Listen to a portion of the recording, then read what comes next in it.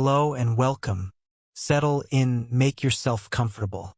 Tonight, we're going on a journey into a mystery that doesn't live in a haunted castle or a dark forest. It lives in your home, in your locked car, in the most secure and mundane places you can imagine. It's a quiet, personal kind of chaos that unravels the very fabric of physical law. We've all experienced it on some level. You put your keys on the hook by the door, just like you do every single day. You turn around for a moment, and when you turn back, they're gone. You search frantically under the mat, in your coat pocket, on the kitchen counter. You retrace your every step, your frustration mounting. An hour later, you find them. Not in any logical place, but inside the refrigerator next to the milk. You have absolutely no memory of putting them there. You laugh it off, blame it on stress or a lack of sleep. A brain fart, a simple, frustrating mystery of daily life. But what if it wasn't so simple? What if the keys weren't in the fridge, but inside a sealed jar of flour? What if your wedding ring, which you left on your nightstand in a locked bedroom, reappeared inside a brand new, factory-sealed box of cereal in the pantry?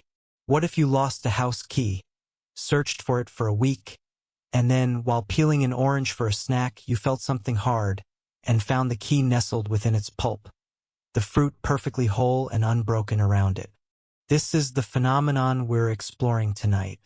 It goes by many names: displaced objects, the disappearing object phenomenon, or, in the language of classical paranormal research, apports and asports. An apport is an object that vanishes from a known, often secure, location. An apport is an object that appears, seemingly from nowhere, often inside a locked room or a sealed container. This isn't about forgetfulness. This is about a fundamental violation of physics as we know it. Solid objects don't just dematerialize and rematerialize. They don't pass through other solid objects. And yet, for centuries, people have reported exactly that. These are stories that leave witnesses questioning their own senses, their own sanity, and the solidity of the world around them. Tonight, we will investigate some of the most baffling and well-documented cases of displaced objects. We'll travel back to the gaslit seance rooms of the 19th century, where scientists tried to study these impossibilities under controlled conditions. We'll visit a modern German law office that became the epicenter of a bizarre poltergeist infestation, where objects teleported in plain sight. And we will listen to the modern-day glitch in the Matrix stories from ordinary people who have found their everyday lives interrupted by a sudden, inexplicable shift in reality. We will ask the hard questions. Are these elaborate hoaxes?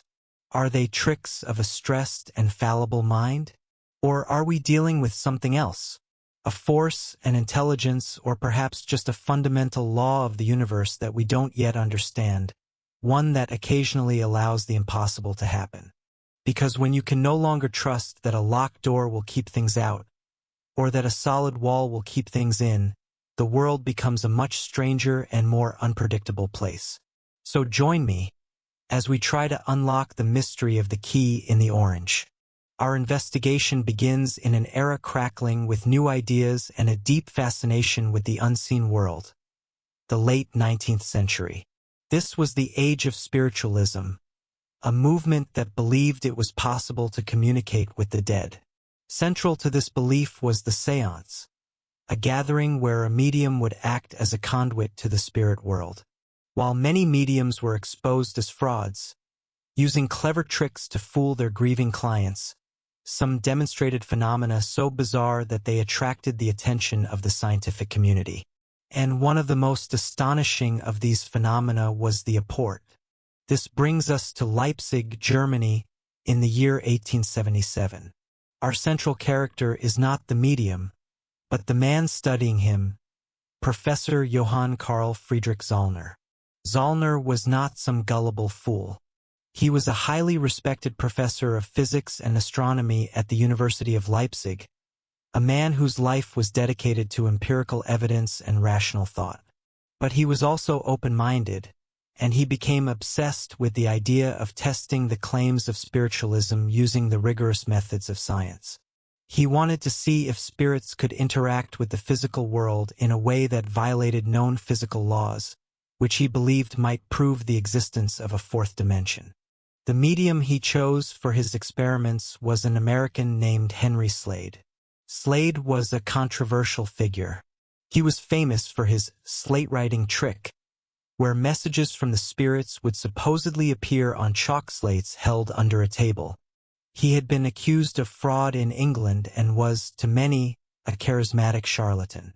But Zollner was convinced he could create conditions so strict that any trickery would be impossible.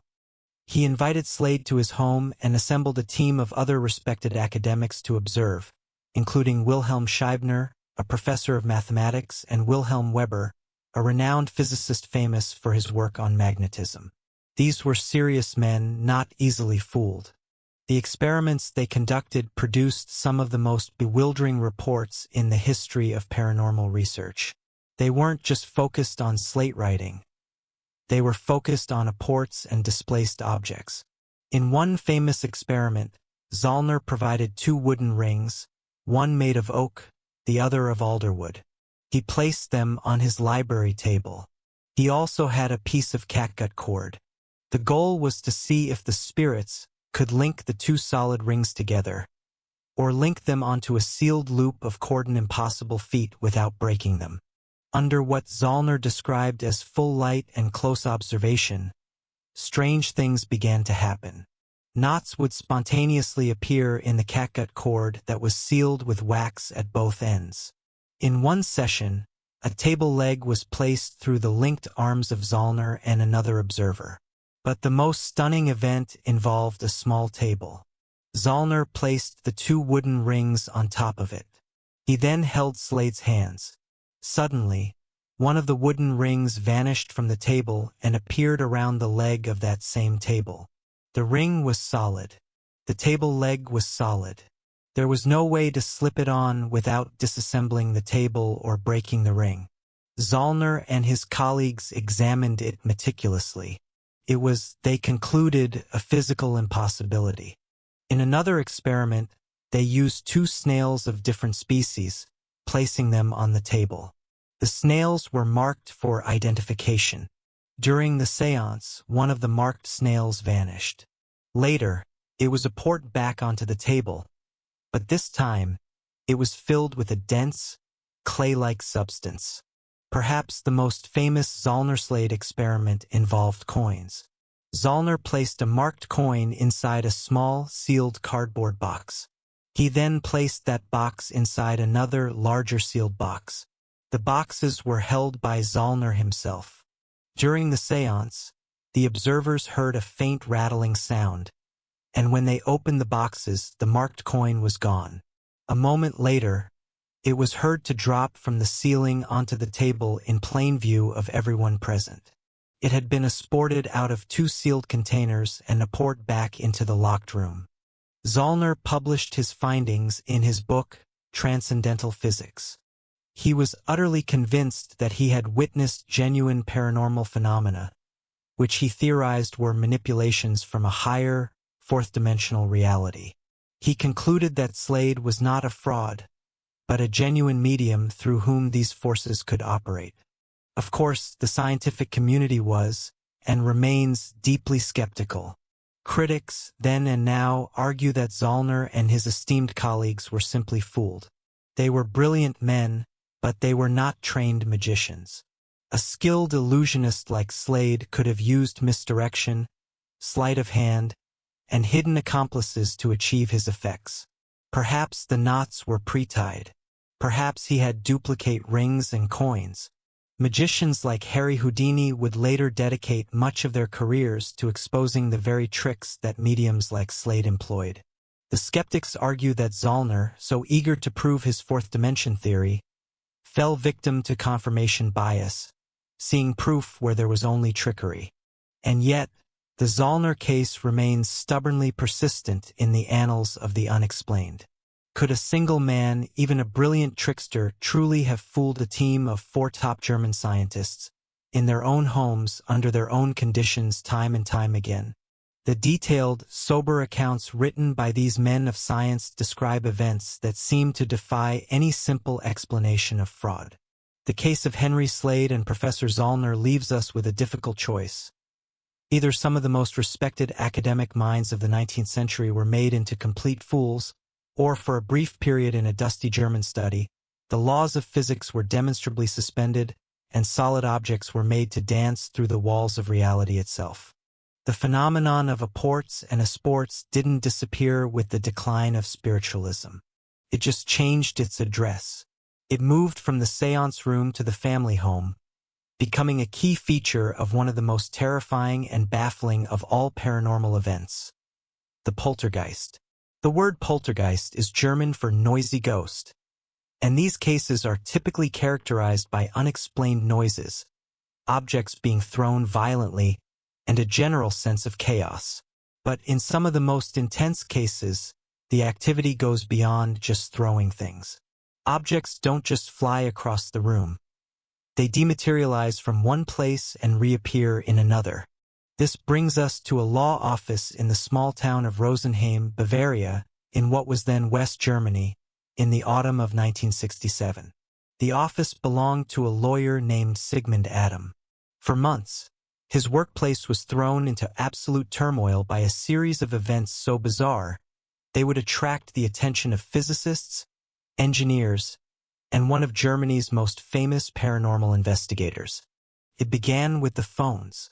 All 4 office phone lines would ring simultaneously, yet when an employee picked up, there was no one on the other end, just a strange silence or electronic screeching. The office was racking up huge phone bills from calls to the local time-telling service, sometimes hundreds of calls in a single day, even when the office was empty and the phones were locked.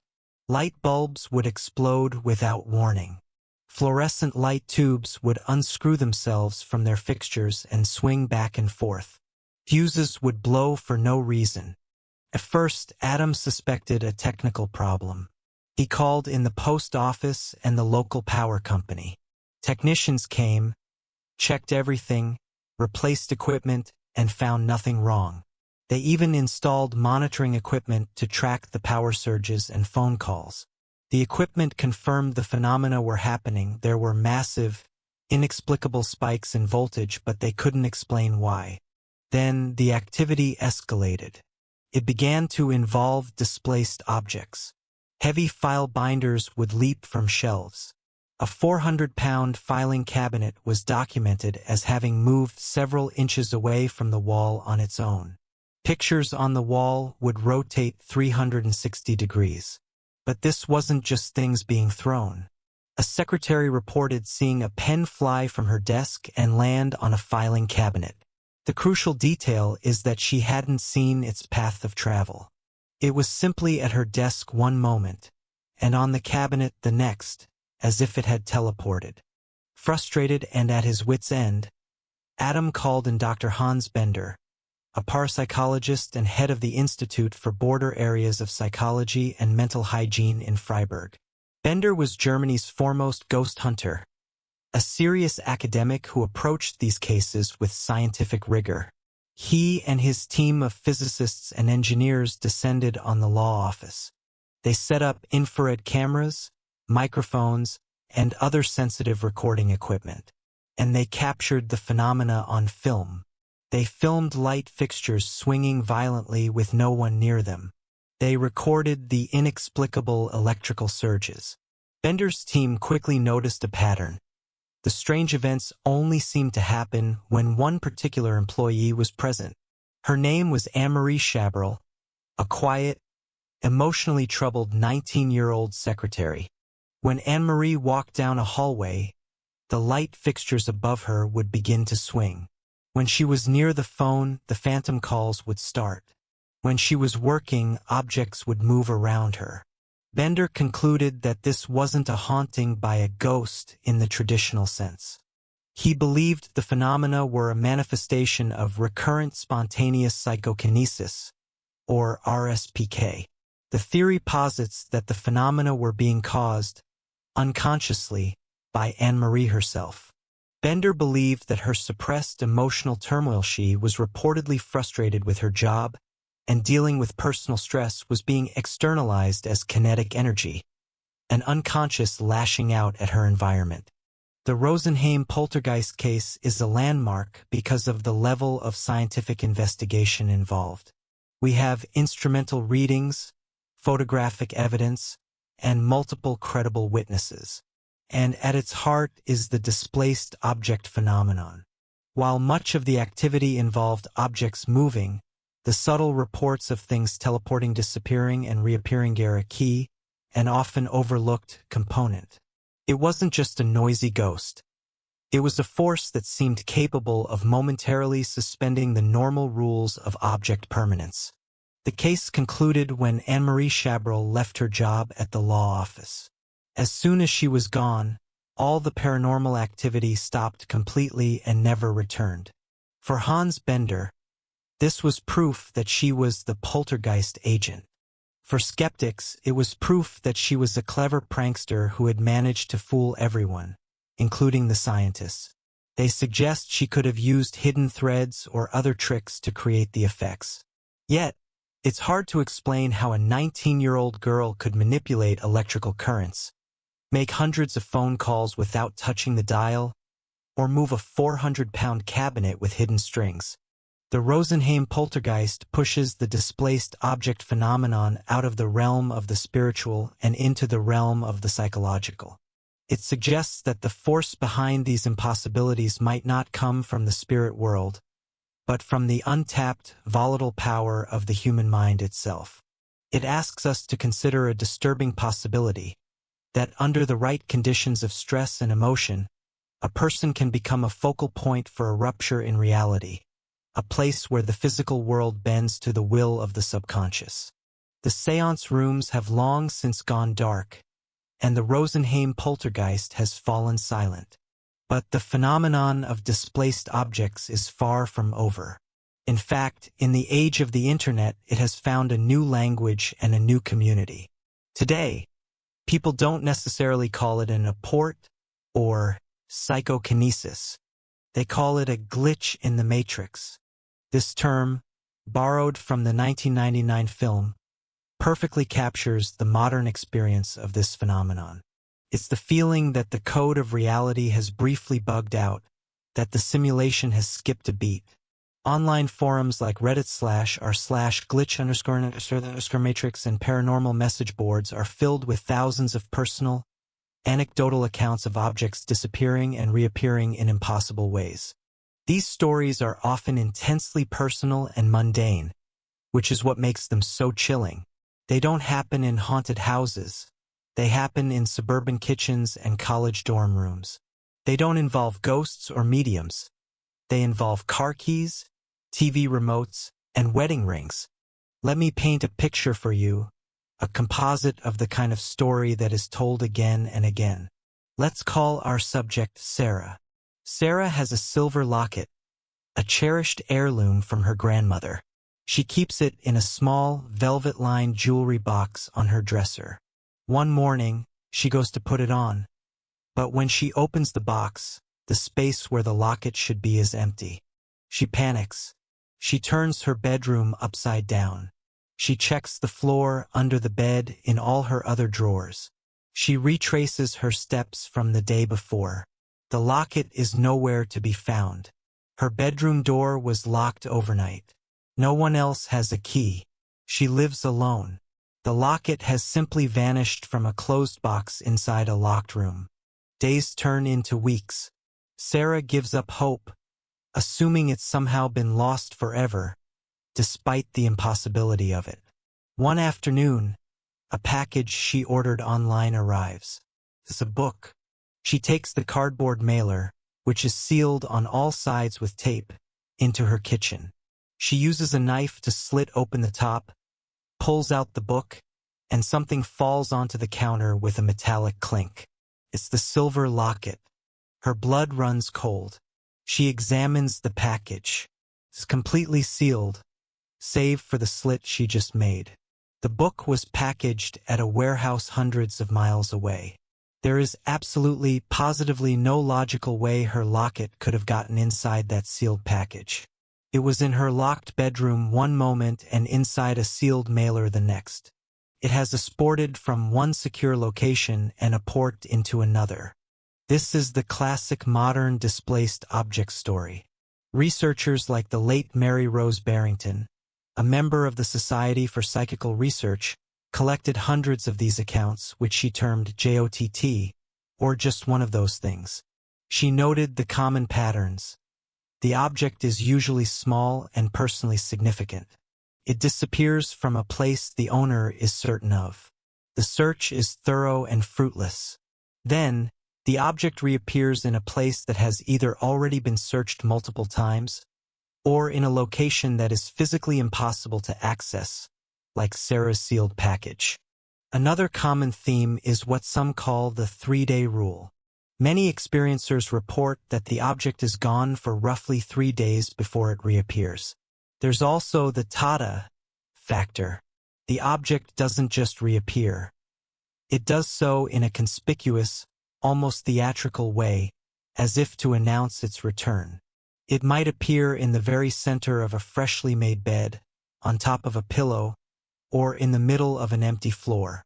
Skeptics, quite rightly, point out that these stories are purely anecdotal. There's no Hans Bender with a camera to document them. The most likely explanation, they argue, is simple human error and faulty memory, a phenomenon sometimes called inattentional blindness. We think we put the keys on the hook, but we were distracted and actually put them in the fridge. Our brain creates a false memory of putting them in the right place. When we search, we're not as thorough as we think. We overlook things. The locket wasn't in the jewelry box. It had fallen on the floor, got kicked under a rug, and we just didn't see it until later. The story of it being in the package is a misremembered detail, a way for our brain to make a strange event even more dramatic. This explanation certainly accounts for the vast majority of lost and found experiences. But does it account for all of them? Does it explain a key inside an unpeeled orange? A ring inside a sealed jar of sugar? An object reappearing in a room that has been locked and vacant for a week? The sheer number and consistency of these glitch-in-the-matrix stories suggest that something more than just forgetfulness might be at play. They represent the democratization of the paranormal, a bizarre, physics-defying phenomenon that can apparently happen to anyone, at any time, without warning. We have journeyed from the formal scientific inquiries of the 19th century, through the poltergeist-plagued offices of the 1960s, to the anonymous, unsettling stories shared on the internet today. We have seen objects vanish from locked rooms, teleport across hallways, and materialize inside sealed containers. We are left with a collection of impossible events that all point to a fundamental breakdown in the predictable physical order of things. So what on earth is going on? What are the possible explanations for this enduring, reality-bending mystery? The first and most straightforward explanation is, as we've discussed, the combination of human error and deception. For every Zollner experiment, there's a skeptic arguing that the medium was a fraud. For every Rosenheim poltergeist, there's a debunker suggesting the teenage girl was a prankster. For every modern glitch, there's a psychologist pointing to the fallibility of human memory and perception. This theory posits that there is no phenomenon. There are only mistakes, misremembered events, and deliberate hoaxes. It's the Occam's razor explanation. The simplest answer is usually the correct one. And in 99.9% of cases, it probably is. But it struggles to explain the core group of high-strangeness cases, where multiple witnesses or seemingly impossible circumstances make simple error or fraud seem unlikely. Our second theory is the one proposed by Hans Bender, the psychokinetic hypothesis. This is the idea that the human mind, particularly a mind under intense emotional or psychological stress, can unconsciously affect the physical world. This isn't about ghosts or spirits. It's about the untapped potential of our own consciousness. In this view, Anne-Marie Chabrol wasn't a prankster. She was a telekinetic. Sarah didn't just misplace her locket. Her own subconscious, perhaps in a moment of distress about her grandmother, caused the object to dematerialize and reappear somewhere meaningful. This theory is paranormal, but it's human-centric. It suggests that we are the ghosts, that the force capable of bending reality is locked away inside our own skulls. It's a fascinating, if unproven, idea that bridges the gap between psychology and the supernatural. The third theory takes us into even stranger territory, the glitch in the matrix or interdimensional hypothesis.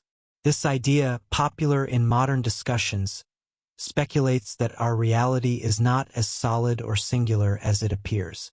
Drawing metaphorical inspiration from quantum physics, string theory, and simulation theory, it suggests that our universe might have soft spots, or that it might be just one of many parallel universes.